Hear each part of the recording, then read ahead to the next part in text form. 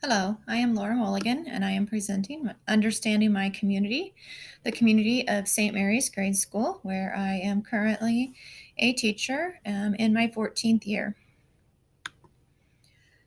Customs and traditions of St. Mary's Grade School and the community surrounding us include a homecoming parade and pep rally. Our grade school students are invited to watch the parade and participate if they would like, as well as to come and watch the high school pep rally that takes place following the parade. We are also invited to the Winter Royalty Pep Rally as well. We hold an annual fall festival, which is put on by our grade school booster club. Parents, teachers, and the local booster club members and officers are there to help run the festival and raise funds for our students. We hold several music programs throughout the year. These are split up by grade level. We have one in the fall, one at Christmas time, and another one in the spring. Our fifth and sixth graders also put on a couple different band concerts throughout the school year. Wednesday nights are traditionally kept activity free for the purposes of religious organizations meeting. This is pretty well respected and honored by both of our schools, the grade school and the high school. We hold educational assemblies and programs, including Randy Nadler, who has come for many years to teach children about cultures and geography around the world. Our fourth graders commonly attend the Topeka Water Festival as well as the Pottawatomie County Day on the Farm. It is just pretty much expected that they will go on those two trips each year. Our third and fourth grade have an annual Thanksgiving feast. The teachers and support staff provide the meat and potatoes, and the kids bring all the sides and desserts, and it replaces our lunch the last day before Thanksgiving break. We have, in the past 5 or 6 years, moved from having an eighth grade promotion to a sixth grade promotion.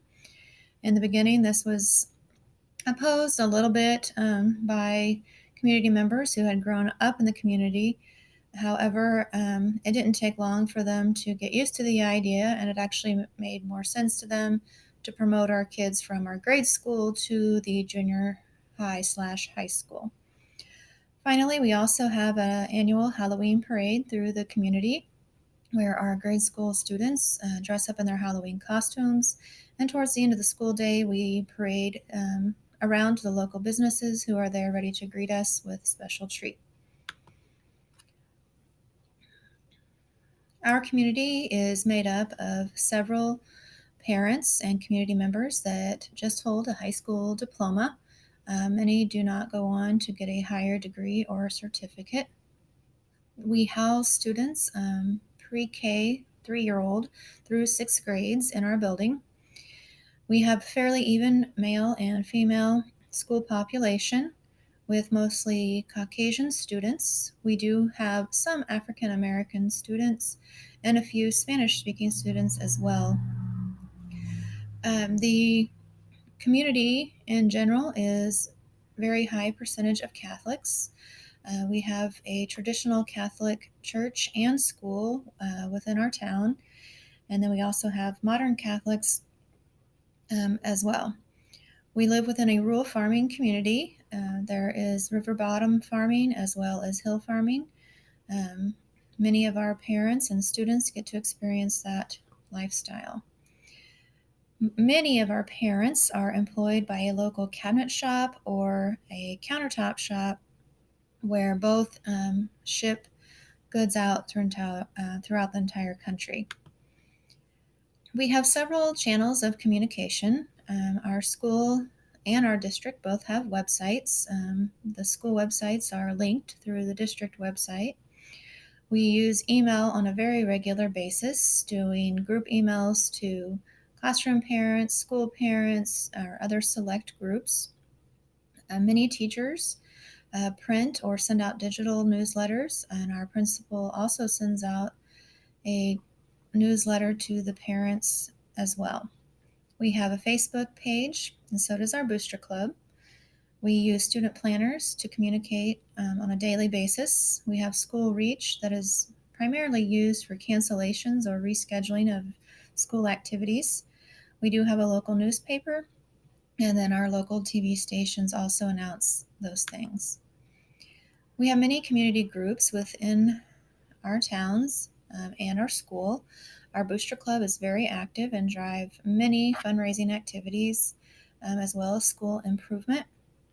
We have school families within our school, where our students all meet with a different staff member, and we have groups of 9 to 10 students that are in kindergarten through 6th grade.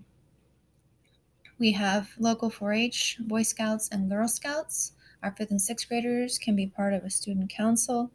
We have after school clubs in the grade school that center around STEM, running, long distance, choir, and book studies.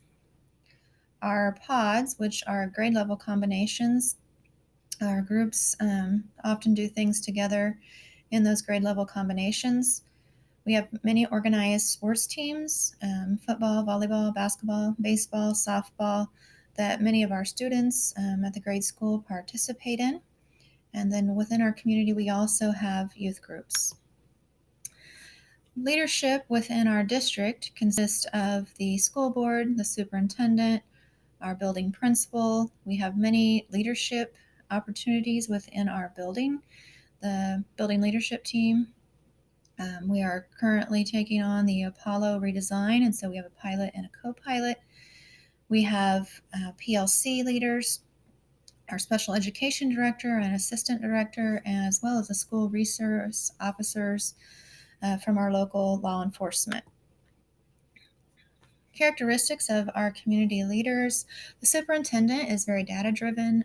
He is spread between 4 schools, and we don't see him on a real regular basis within the school building. Our principal is kept pretty busy with IEPs and other administrative duties.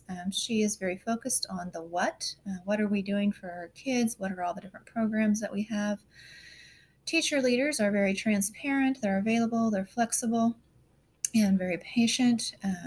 We have a mentoring program for our 1st and 2nd year teachers that these teachers leaders also participate in.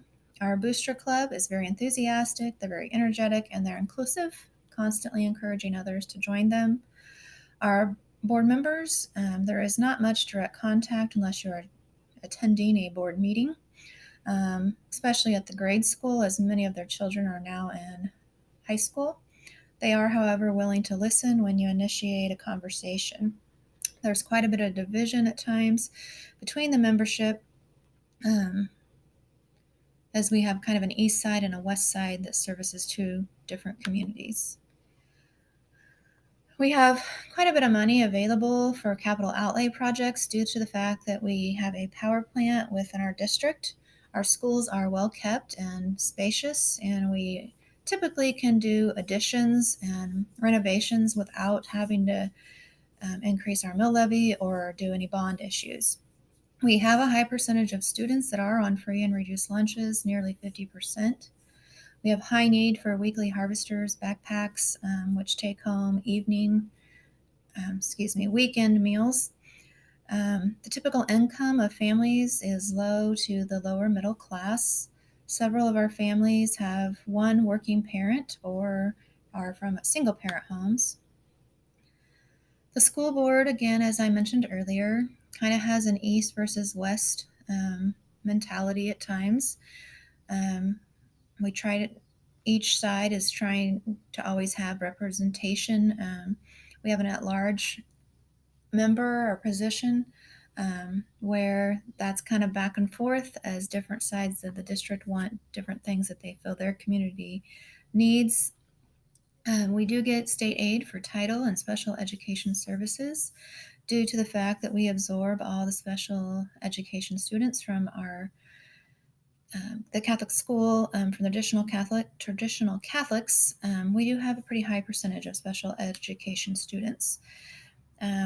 Again, the power plant increases our property tax valuation, and we have those funds to work with. Social tensions within our community include the traditional Catholics versus the rest of the community. They are very traditional and very conservative, so sometimes that can cause a little bit of tension. Sports, we have a lot of discussion within the community about common family names getting to play, those that are well known in the community. Um, there isn't much competition due to low numbers, and so that can create some tension as well. When our teams are low performing, for whatever reason, it seems to always be blamed on the school, the coaches, the hiring. Sunday activities are starting to become, through the school, are starting to become more prevalent.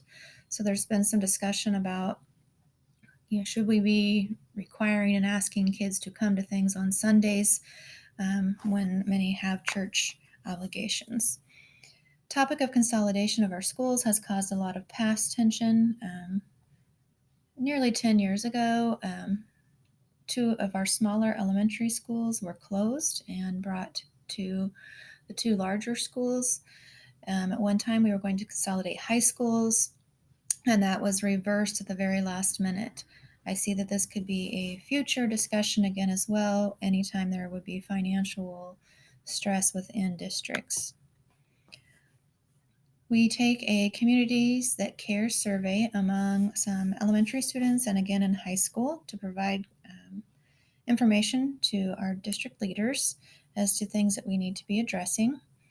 There's always information on our district website page with additional links to local resources. We do still have a local telephone book. The minutes of the school board meetings are available, and our superintendent also shares notes with the staff. The power structure within our building would be school board, superintendent, then the principal, teachers, parents, alumni. Many of our alumni stay and raise their children within our community, so it is important that we listen and hear their feedback. We have the main issue regarding multicultural or ethnic belief would be our religious with our traditional Catholics in town. They dress very modestly, including dresses and skirts. So some of our students, that is what they wear each day. They also observe many religious holidays and do not attend school on those days. To measure the public opinion, we do send out a school culture survey specifically to the teachers and staff, to the students, and to the parents. We also seek feedback from local businesses. Mostly there is word of mouth or personal interviews. Thank you, and I hope that this gives you a good idea of our school and community culture.